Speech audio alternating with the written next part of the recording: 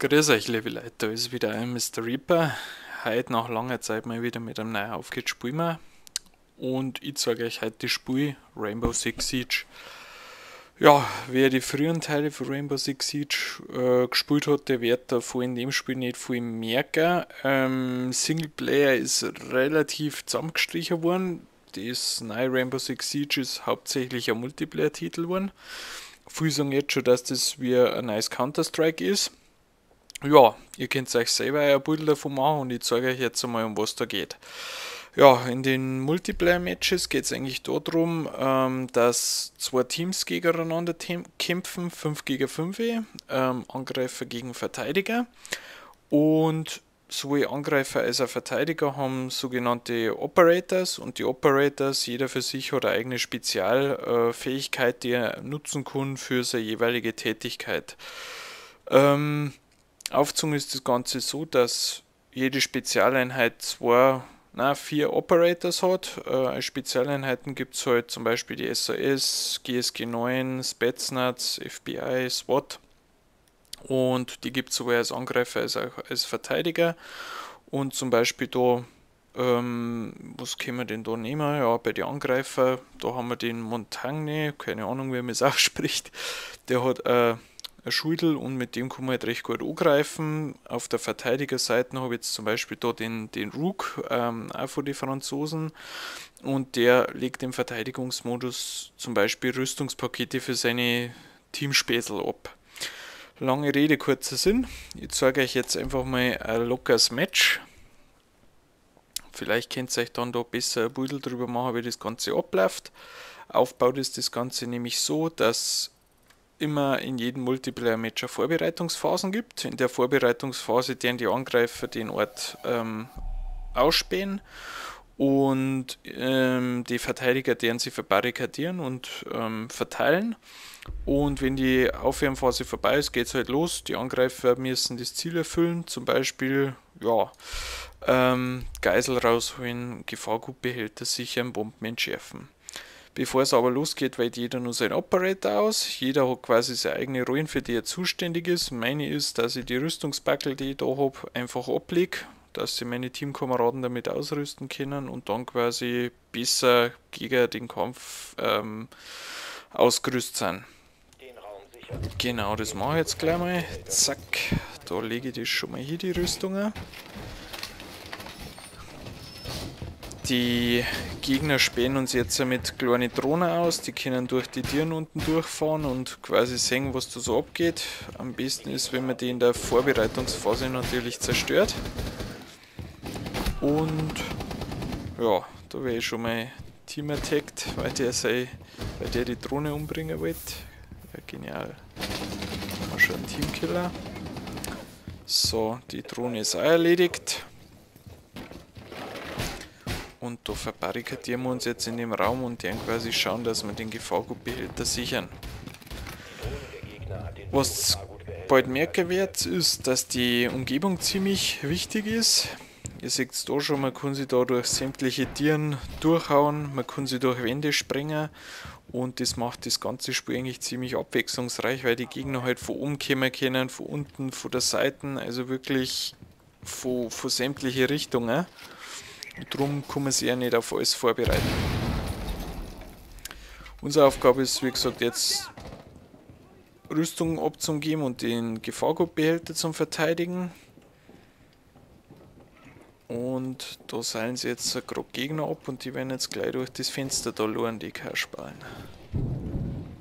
Schauen wir mal.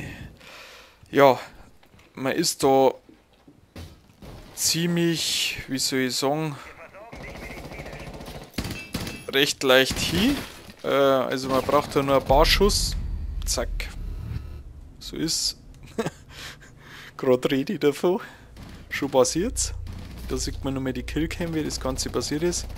Also ihr seht's, der hat mich da gerade irgendwie durch das Bett abknuspert, weil nämlich man durch sämtliche leichte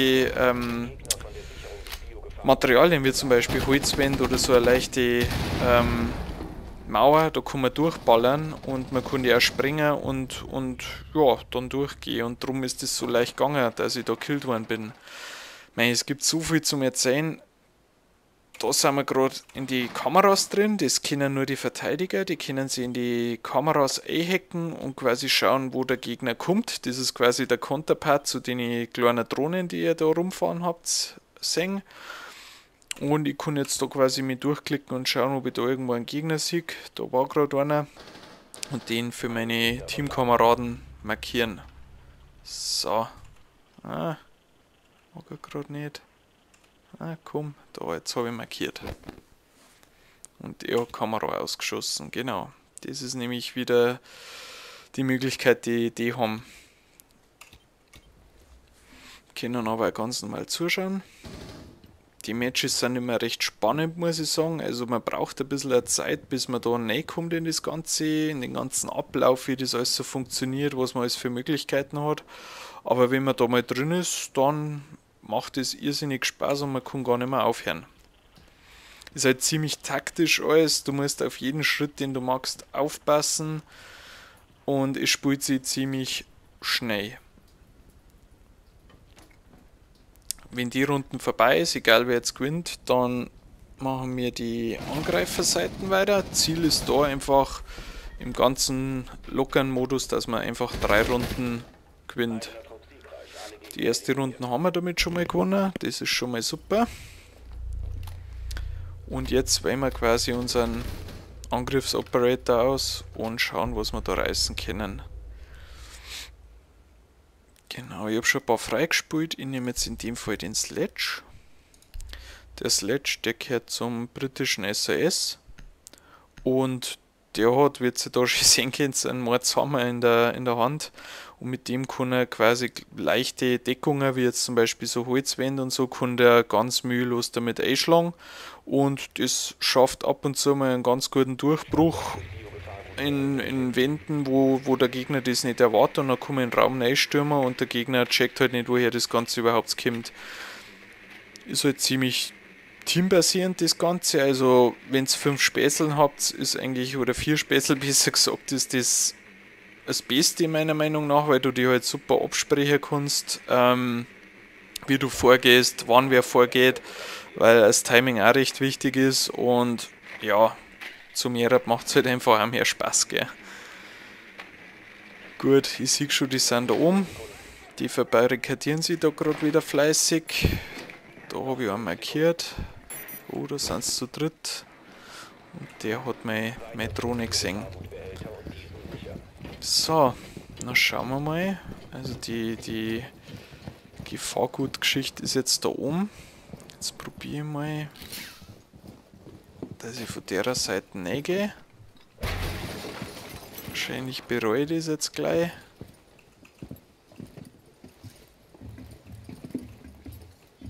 Wobei, schaut ganz gut aus, schaut sauber aus.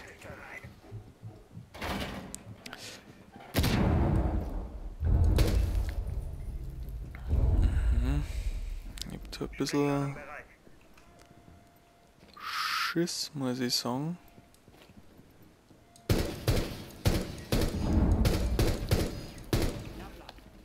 Da ist einer oben und sieht, so schnell geht's. Kaum hat man gesehen, ein Gegner. Naja, ein bisschen habe ich ihn getroffen, aber der hat eine starke Rüstung. Schon ist vorbei. Zack. Ja. Ja, im Großen und Ganzen geht es jetzt so lang, bis eben einer 3 Runden gewonnen hat. Und dann kriegt man Ansehenspunkte dafür, und von denen Ansehenspunkte kann man sich jetzt eben, wie man da sieht, auch so Sachen kaufen wie Zielfernrohr, Mündungsdämpfer, Schalldämpfer, teilweise auch Tarnungen, nur die Tarnungen muss man sich gegen Echtgeld in einem Shop kaufen, das sind die Mikrotransaktionen, die es halt da gibt, aber den Rest, den kriegt man wirklich durch Spielwährung, also ist es nicht so ein für was so schön Pay-to-Win-Geschichte, sondern es ist wirklich einfach nur so optische Sachen, die man sich da kaufen kann. Ich persönlich brauche es nicht, aber wer es gerne hat und Geld dafür ausgibt, soll das doch machen, gell? Der kämpft da tapfer gegen 3. Setzt sich recht gut durch. Da seht ihr jetzt eben auch, dass man von oben vom Dach kommen kann. Also ziemlich vielseitig die Möglichkeiten. Ist eigentlich nur ein relativ kleines Haus, aber man hat doch viele Möglichkeiten, ja, das zum Stürmen. Grundsätzlich sind die Maps so aufgebaut, dass es immer einen Keller gibt, ein Erdgeschoss und ein oberstes Stockwerk. Und ja, je nachdem kann man halt planen, wo man reingehen will, wo nicht, wo es sicher ist, wo nicht. Und die Drohnen kann man halt jederzeit einsetzen, um auszuspähen, wo die Gegner sind, so wie es der jetzt gerade gemacht hat. Die Runden schaut eher hoffnungslos aus. Ich glaube nicht, dass der da noch viel reißt in dem Match. Aber man weiß ja nicht. 1 Minute hat er noch, der Kamerad.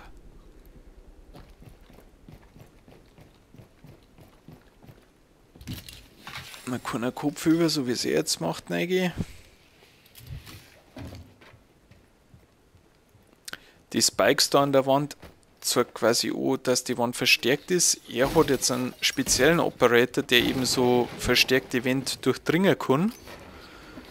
Jetzt versucht er da ein Ablenkungsmanöver zu machen, aber nein, hat nicht hingehauen. Schade, war schön gewesen. So, das ist jetzt die Matchball-Runden. Na, Schmarrn. 1:1 steht, es ist noch kein Matchball. Wir sind wieder in der Verteidigung dran. Ich nehme wieder einen Rook mit den kugelsicheren Westen. Und ihr habt es vielleicht gemerkt, jeder Operator hat halt seine Aufgabe. Der Mute zum Beispiel, der hat Störsender, mit denen Störsender können die Drohnen, die ja da immer kommen von den Angreifern, können damit stören und die können sich dann nicht mehr bewegen und sehen dann auch nichts. Das ist eigentlich ganz wichtig, der Mute, wenn man den spielt, dass man gleich an die Schlüsselpositionen das aufstellt, die Störsender, weil sonst ist halt das Ziel verloren und die Gegner wissen gleich, okay, ich muss so und so reinlaufen, weil da und da das Ziel ist. Und wenn das Ziel versteckt ist, müssen die erst einmal alle Räume durchsuchen und mit ein bisschen Glück finden sie es halt dann, sage ich mal. Der hat zum Beispiel, der Castle, der hat so Panzerwände, die sind halt nicht einfach mit einem Hammer, wie ich vorher gehabt habe, oder mit Kugeln einfach zum Durchschießen, sondern da muss man schon eine Sprengladung anbringen, dass man da durchkommt. Der Bandit, der ist von der GSG 9, der hat ja so Stromgeneratoren, der kann halt die Stacheldrähte unter Strom setzen, dass der Gegner nicht so leicht durchkommt. So. Ich mache mal wieder die Tür da dicht. Gescheit zutackern. Dann, da ist eine Drohne, die schaue ich, dass ich die hinkriege. Jawohl, habe ich. Jetzt wissen sie leider schon, wo der Behälter ist. Das ist ein bisschen blöd. Da tue ich jetzt einmal noch die Wand verstärken, dass nicht jeder durchkommt. Da kann jetzt eben nur der Termit durch, den wir vorher gerade gesehen haben. Der kann sich da mit seiner Spezialladung da durchkämpfen. Die Tür machen wir auch mal dicht. Ja, dann schauen wir mal. Oft ist gar nicht so schlau, dass man in dem Raum bleibt, sondern dass man ein bisschen ja, sie verstrahlt verteilt, so wie es jetzt die da machen. Das ist oft ganz schlau, weil die dann einen Gegner von hinten überraschen können und das entscheidet oft einmal ein Spiel. Da sieht man eben die Panzerplatten, die der eine da hat. Da kann ich jetzt draufballern, da passiert nicht viel. Ja. Da greifen schon. Ja, holla die Waldfee, da geht's rund.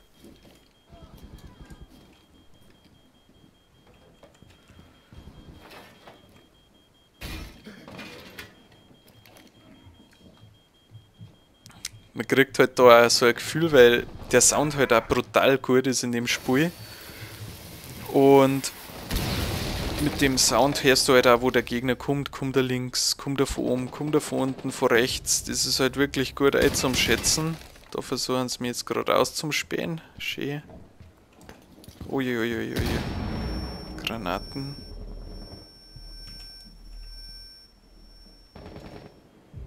Ich flock mich da mal ins Eck. Da wird nämlich gleich einer kommen. Wenn ich in einem blöden Winkel bin, dann trifft er mich da auch. Also ich bin da jetzt recht gefangen in dem Raum. Und ihr seht da blind Sonne. Auch nicht so schön. Und nochmal Granaten kommen noch.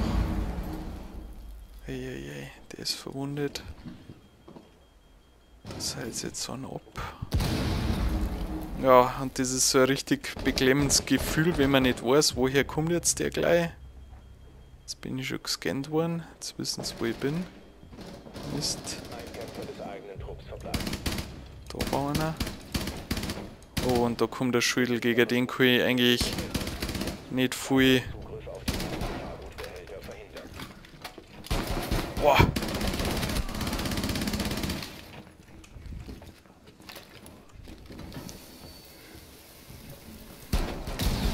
Ja.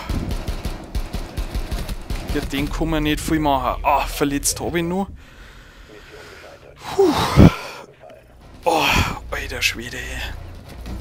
Alter Schwede.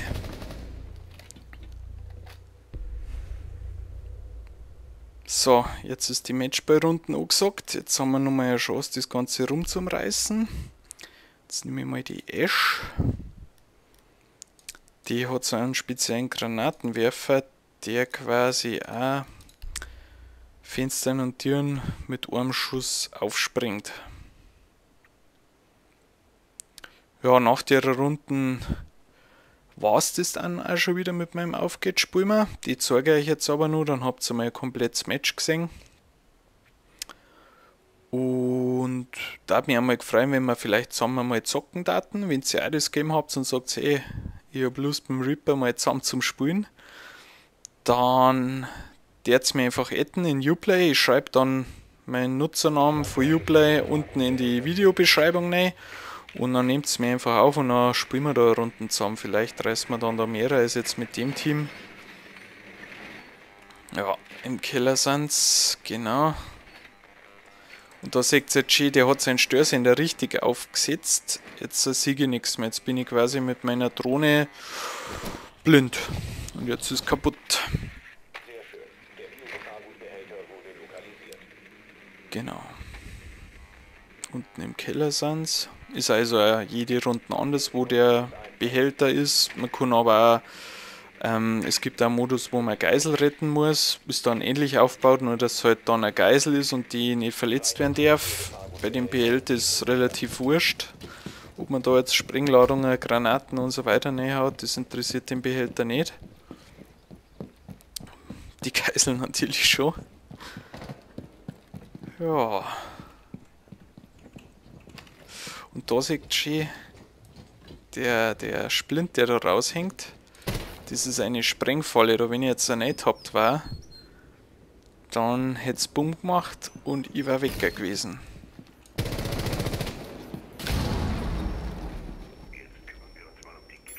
So, da unten war schon einer drin.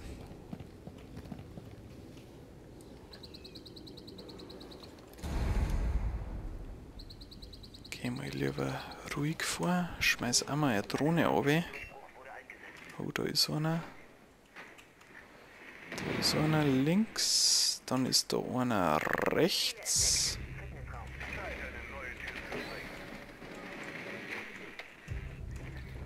Und da. Eieiei. Haha, sehr schön. Den habe ich abgelenkt mit meiner Drohne. Und schon so, dass er nicht mehr gewusst hat, wo er hinschauen soll. Jetzt gehen wir rein. Jetzt mag ich nicht mehr. Ah, den habe ich.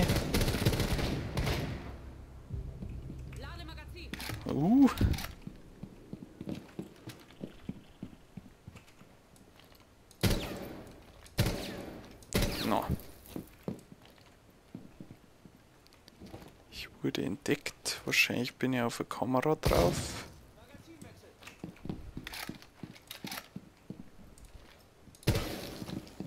So. Die Kamera ist auch weg. Mal schauen, wo sie die jetzt alle verstecken.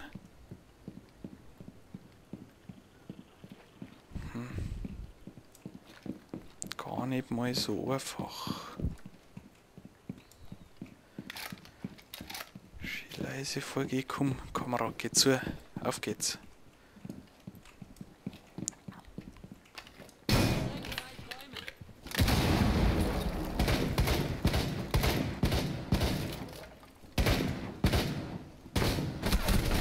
Oh, wow, wow. Alter, Alter, Alter, Alter. Ach du Schande.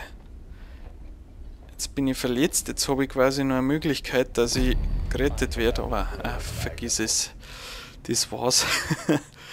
Aber da habt ihr schon gesehen. Der hat mich jetzt da unten quasi durch die Tür gesehen. Mit den Viers und hat einfach mal durchballert. Naja. Leider verloren das Match. Aber ihr habt gesehen, wie das Spiel funktioniert. Ich hoffe, das hat euch gefallen. Und da mich freuen, wenn ihr eben mein Video kommentiert, Daumen hoch gibt, weiter teilt. Und bis dahin, bis zum nächsten Auf geht's Spiel. Habe die Ehre, euer Mr. Reaper.